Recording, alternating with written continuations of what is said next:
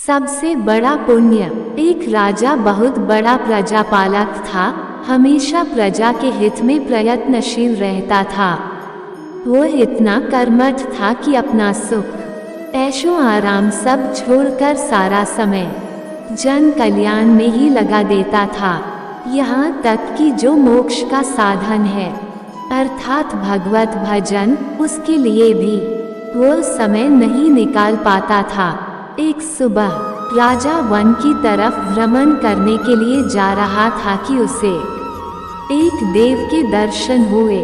राजा ने देव को प्रणाम करते हुए उनका अभिनंदन किया और देव के हाथों में एक लंबी चौड़ी पुस्तक देखकर उनसे पूछा, महाराज, आपके हाथ में यह क्या है? देव बोले, राजन, ये हमारा बही खाता है जिसमें सभी भजन करने वालों के नाम हैं। राजा ने निराशायुक्त भाव से कहा, कृपया देखिए तो इस किताब में कहीं मेरा नाम भी है या नहीं। देव महाराज किताब का एक एक पृष्ठ उलटने लगे, परंतु राजा का नाम कहीं भी नजर नहीं आया। राजा ने देव को चिंतित देखकर कहा, महाराज, आप चिंतित ना हो, आपके ढूंढने में कोई भी कमी नहीं है। वास्तव में ये मेरा दुर्भाग्य है कि मैं भजन कीर्तन के लिए समय नहीं निकाल पाता और इसीलिए मेरा नाम यहाँ नहीं है। उस दिन राजा के मन में आत्मग्लानि सी उत्पन्न हुई, लेकिन इसके बावजूद उन्होंने इसे नजरअंदाज कर दिया और पुनः परोपकार की भावना लिए दूसरों की सेवा करने में लग गए। कुछ दिन बाद राजा फिर सुबह वन की तरफ टहलने के लिए निकले तो उन्हें वही देव महाराज के दर्शन हुए। इस बार भी उनके हाथ में एक पुस्तक थी। इस पुस्तक के रंग और आकार में बहुत भेद था और यह पहली वाली से काफी छोटी भी थी। राजा ने फिर उन्हें प्रणाम करते हुए पूछा, महाराज, आज कौन सा बही खाता आपने हाथों में लिया हुआ है?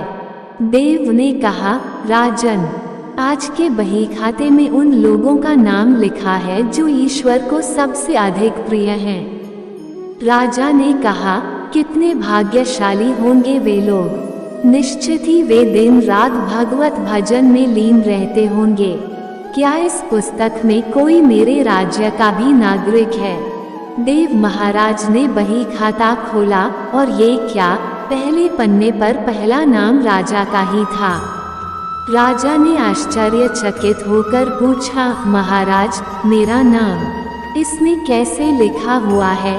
मैं तो मंदिर भी कभी कभार ही जाता हूँ। देव ने कहा, राजन, इसमें आश्चर्य की क्या बात है? जो लोग निष्काम होकर संसार की सेवा करते हैं, जो लोग संसार के उपकार में अपना जीवन अर्पण करते हैं, जो लोग मुक्ति का लोभ भी त्याग कर प्रभु के निर्बल संतानों की सेवा सहायता में अपना योगदान देते हैं, उन त्यागी महापुरुषों का भजन स्वयं ईश्वर करता है। ऐ राजन, तू मत पछता कि तू पूजा पाठ नहीं करता, लोगों की सेवा कर, तू असल में भगवान की ही पूजा करता है। परोपकार और निस्वार्थ लोक सेवा किसी भी उपासना से बढ़कर है।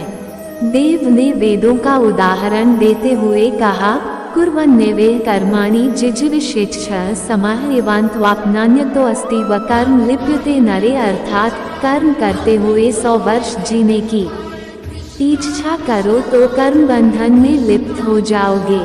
राजन, भगवान दीनदयालु हैं, उन्हें खुशामद नहीं भाती बल्कि आचरण भाता है।